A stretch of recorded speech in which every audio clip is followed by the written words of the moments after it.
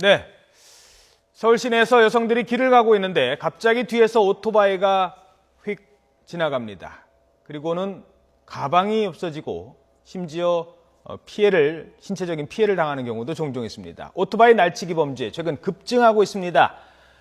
경찰이 서울 전역에 오토바이 날치기 특별 경계 경보를 내렸습니다. YTN이 입수한 경찰 내부 문건을 통해서 확인했습니다. 특히 야간 근무자를 총동원해서 주요 지점 검문 검색과 순찰을 강화하기로 했습니다. 자, 이번 사건 취재 기자와 함께 좀 더 자세히 살펴보도록 하겠습니다. 여성분들 안심한 귀가를 경찰이 어느 정도 보장할 수 있을지 짚어보도록 하겠습니다. 자, 박광열 기자. 네, 안녕하십니까. 일단 여성을 노리는 오토바이 범죄가 최근에 얼마나 증가를 했습니까? 예, 구체적으로 보면 이번 달 4일부터 그리고 지난 17일까지 지금 보름도 채 안 되는 기간이죠. 예. 이 기간 동안에 무려 9건이나, 그러니까 확인된 것만, 경찰에 확인된 것만 9건이나 발생을 했습니다. 신고가 들어와서 접수가 된 것만 9건인 거란 거죠? 그렇습니다. 그러니까 예. 지금 저희가 아직 확인하지 못한 것이나 신고가 됐는데 아직 저에게 알려지지 않은 범행이 더 있을 수도 있기 때문에 그렇죠. 최소 확인된 것만 9건인데요. 예. 이것만 해도 이미 이틀에 한 건꼴인데 거기다가 지난 15일에서 17일 사이에는 불과 3일, 그러니까 한 48시간 동안 무려 5건이 발생을 했습니다. 예. 집중적으로 발생을 했는데요. 이번 범행의 이제 특징을 보면은, 그러니까 사실 이 오토바이 날치기라는 게 예전에는 범행이 굉장히 많았습니다. 그러니까 당시에는 가방 안에 현금도 많이 가지고 있었고 예. 범행이 많다가 한동안 조금 뜸해지는 경향을 보이다가 네. 최근에는 스마트폰을 노린 범죄, 아하. 들고 가는 스마트폰을 아예 훔쳐가는 범죄라던가 걸어가면서 왜 이렇게 여성분들 스마트폰 하잖아요. 그거를 확 뺏어가는군요. 그것을 아예 낚아채는 범죄도 성행을 하고 있고요. 예. 아니면 아예 40대 이상의 중년 여성들은 지갑에 아직도 다량의 현금을 가지고 있기 때문에 그런 이제 중년 여성들, 상대적으로 힘이 약한 중년 여성들을 노리고 범행이 저질러지고 있는 상황입니다. 그래서 이번 범행 같은 경우에는 서울 강남, 구로, 동대문구 할 것 없이 서울 곳곳에서 동시다발적으로 범행이 발생한 것이 굉장히 이례적이라고 볼 수가 있습니다. 그렇군요.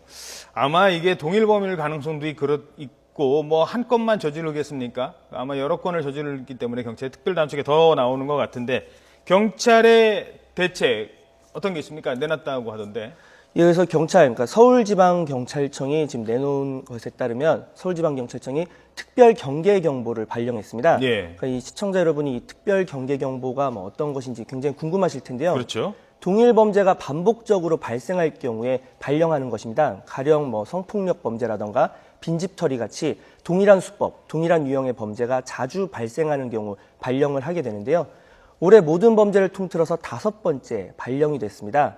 그리고 날치기 범행으로 한정을 하면 지난 7월에 서울 곳곳에 오토바이 날치기 범행이 기승을 부려서 발령된 이후에 3개월 만이라고 볼 수 있습니다. 당시에도 7월 초에 열흘 동안에 7차례나 범행이 저질러져서 당시에 이런 똑같은 특별 경계 경보를 발령한 바가 있습니다. 구체적으로 어떤 게 있습니까? 경찰이 지금 조치를 취하는 게. 이제 근처에서 많이 볼 수 있는 지구대 그리고 파출소가 있는데 예. 일단 지구대와 파출소의 야근자가 20% 이상 확충이 됩니다. 예. 그러니까 각 팀별로 지원을 받아서 20% 이상 확충을 하고요.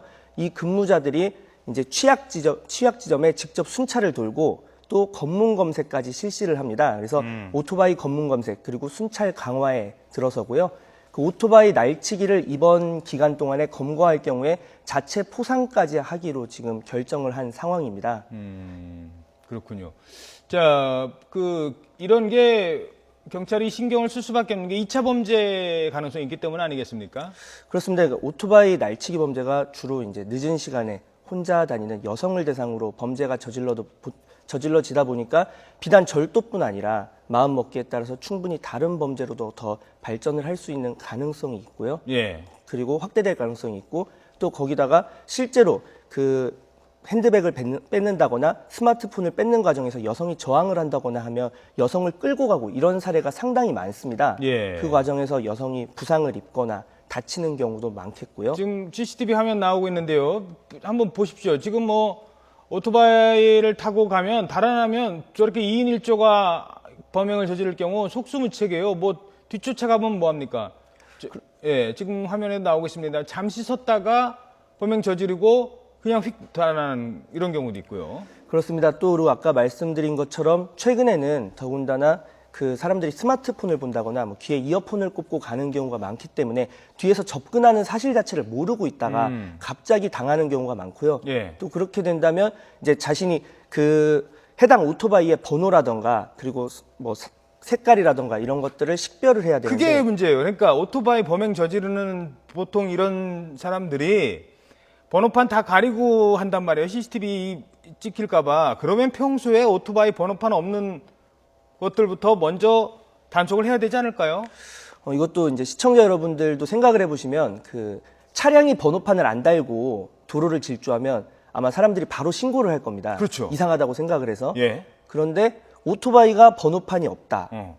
그러면 잘 신고를 안 할 겁니다. 그냥 뭐 그러려니. 귀찮아서 안 달았겠거니 이렇게 생각을 하는데 사실 이미 3년 전, 지난 2012년 7월에 모든 오토바이가 등록이 의무화가 된 상황입니다. 그래서 모든 오토바이는 이제 구입을 하면 보험에 가입을 해야 되고 번호판을 달아야 하는데 이런 것들을 사실 귀찮다는 이유로 뭐 하지 않는 경우가 많고 이런 오토바이들이 많이 범죄에 악용이 되고 있습니다. 예. 그렇기 때문에 이런 특별 단속도 중요하겠지만 그에 앞서서 번호판을 달지 않는 오토바이에 대한 더 적절한 제재 조치가 필요하다고 볼 수 있겠습니다. 알겠습니다. 자, 경찰의 이번 단속 실효를 좀 거둘 수 있기를 기대해 보겠습니다. 수고하셨습니다.